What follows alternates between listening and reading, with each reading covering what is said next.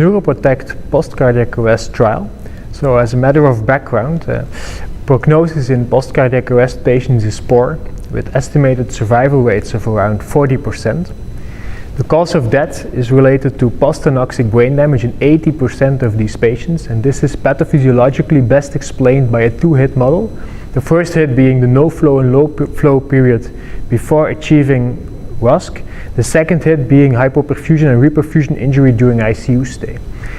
Besides targeted temperature management at 33 or 36 degrees, there is no evidence-based treatment option in these patients, and current guidelines recommend targeting a mean arterial pressure of 65 millimeters of mercury in these patients. However, we showed previously that patients treated according to the guidelines with a mean arterial pressure of 65 millimeters of mercury, they experience a profound drop in the cerebral oxygenation during the first 12 hours of ICU stay that may cause additional brain damage. And in fact, in an observational study, we showed that maximal cerebral perfusion is achieved with a mean arterial pressure of 100 millimeters of mercury.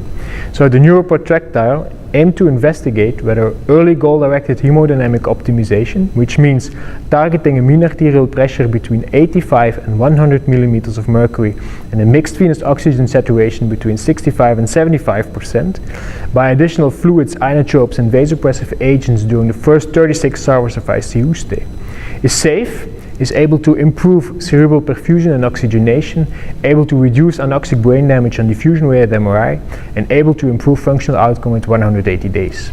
So what we found is that early goal-directed hemodynamic optimization was actually completely safe.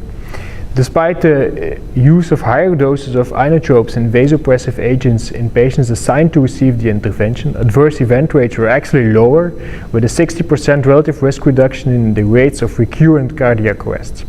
This is in fact against current practice in ICU that you should try to minimize use of inotropes and vasopressive agents in patients with acute coronary syndrome in order to minimize the risks of arrhythmias.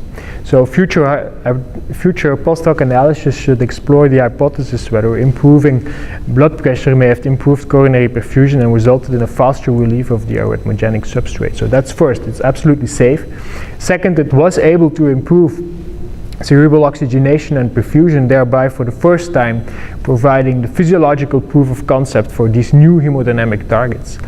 However, it did not result in a reduction in the extent of anoxic brain damage on diffusion-weighted MRI, and it also not improve functional outcome at 180 days. So the question is, should this trial be the definite end of the promising hypothesis that you can reduce the second hit by improving brain oxygenation in post-cardiac arrest patients? Personally, I don't think so. First of all, the accuracy of diffusion-weighted MRI was rather limited to predict prognosis at 180 days, thereby questioning the validity of our primary endpoint. Second of all, more than expected patients entered the trial with non-shockable rhythms, and half of them only received basic life support, rendering baseline brain damage caused by the first hit probably too extensive to allow benefit of any ICU intervention.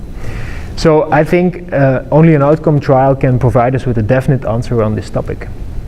So now clinicians, they have the choice. They can choose between the guideline recommended mean arterial pressure of 65 millimeters of mercury, for which there is no evidence, or they can choose for these new hemodynamic targets, a mean arterial pressure of 85 millimeters of mercury and a mixed venous oxygen saturation above 65%. And we know that it's safe, that it even reduces recurrent cardiac arrest rates, that it improves compared with the other target, cerebral perfusion and oxygenation. So I would say, why not do the new targets, given these findings of our trial?